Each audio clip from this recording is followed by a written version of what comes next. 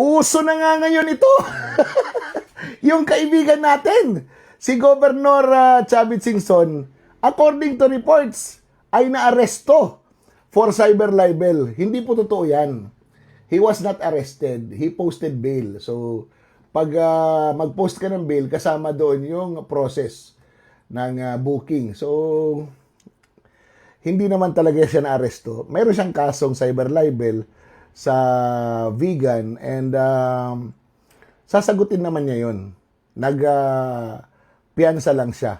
And that is why lumabas yung kanyang mga mugshots, no? This is actually a badge of honor. Uso ngayon yan. Nakalusot lang ako dahil yung kaso ko sa Cebu na tinago-tago din nila ay na-dismiss ng korte.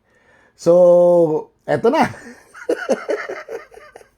Halos lahat ng lumalaban kay Marcos, ginagawa ng paraan na mapahiya, ginagawa ng paraan na magkakaso, at ginagamit lahat ng resources ng gobyerno para makapanakot at para mabawasan ang magsasalita laban sa magnanakaw na gobyernong ito. Akala ko ba may mga threat itong mga senador? Bakit nasa Mindanao sila? Sa Senado, hindi kayo safe. Pero doon sa Mindanao, safe kayo. Kakaiba din, ano?